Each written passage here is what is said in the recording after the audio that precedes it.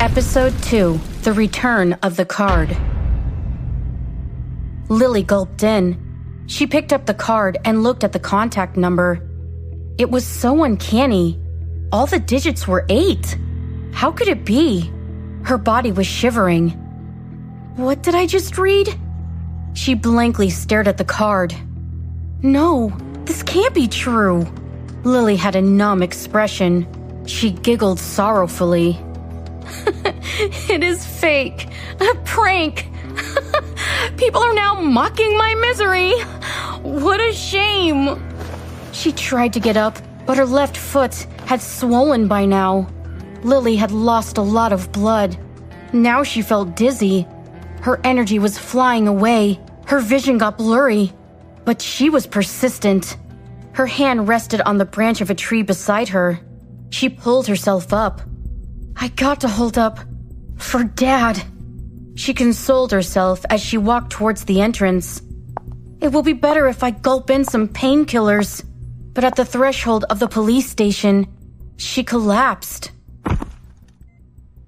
The next thing Lily saw after opening her eyes was a luxurious private room.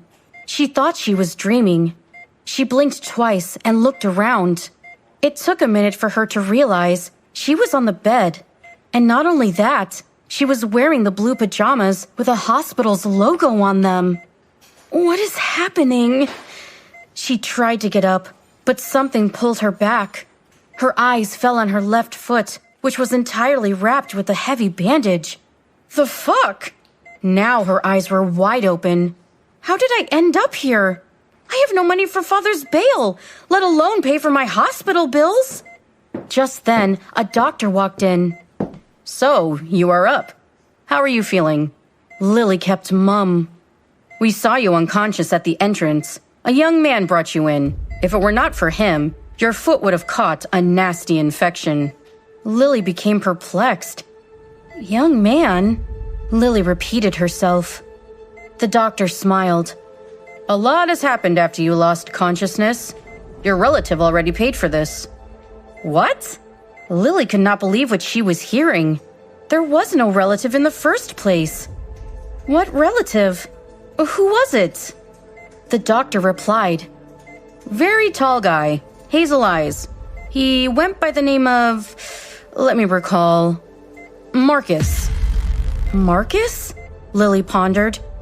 She could picture the handsome man that she met at the police station. Why did he come back again? Why would he pay for her? She felt extremely humiliated. Before she could react, the doctor's phone buzzed and he walked outside. Lily clutched the blanket tightly. That asshole! What does he think of me? She pulled her body up with all her strength and tried to get down the bed. I refuse to get treated by someone else's money. It is better untreated. She put her wounded foot on the floor. It ached, but it ached lesser than the last time.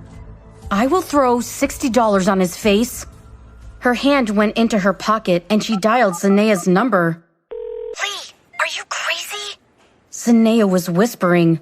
The boss is so fucking mad at you for... Lily interrupted midway. I need help.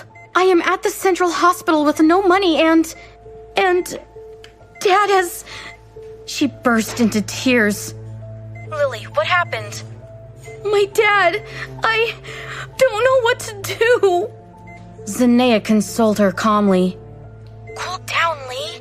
Shh. I am coming right over. Central Hospital, right? We'll be there in 10.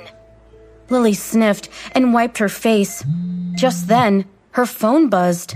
She thought it was Zanea again, but seeing Dad written on the top elated her. Dad? Lee, I am out. She could hear the joy in his voice. Really? The father replied. Thanks, Lee. How did you manage to get so much money on time? Lily kept mum. She thought to herself, I paid no money. How did he get out? She smiled and pretended. "It does not matter. What matters is that you were out." After cutting the call, she got a message from the same unknown number, which she thought was fake. "Got your father out. Consider this as an advance payment." She stared at her bandaged foot and felt a sense of gratitude. Anger had superseded. "Marcus," she muttered. "Who is this guy? He does not seem to be playing a prank. Does it mean that $68,000 is not fake?" Lily jerked at the idea. Insane, she thought to herself. Just then, a nurse came. She dropped a card just in front of Lily before she got in. It looked deliberate. Lily's eyes fell on the card. It was the same card Marcus had given to her. She gulped in and bent to pick it up. This time, she smiled when she read the text. "You can get $68,000 if you sell your virginity." She could feel a slight twitch in her stomach, as if there were 1,000 butterflies inside. She could picture her naked body pressed against Marcus, his muscular hand on her chin, slowly moving down. His lips pressed tightly against her neck. She could hear his slight moan, that husky voice, and hazel-colored eyes. Lily scratched his bare arms that flung her on the bed and came closer. Now he was staring deeply into her eyes. His thumb caressed her watery lips, and he bent down to kiss her. She closed her eyes and kissed him back. Just then, her wheelchair moved, which pulled Lily out of her dirty thoughts. There was a nurse that held the handle. "Shall I escort you to your room, miss?" She smiled at Lily. Lily could hear the husky voice of Marcus asking the question. "Do you consent to it?" "Yes," Lily shouted pleasantly. After imagining the romantic encounter with Marcus, a stranger that pulled her father out of jail, Lily could not stop smiling.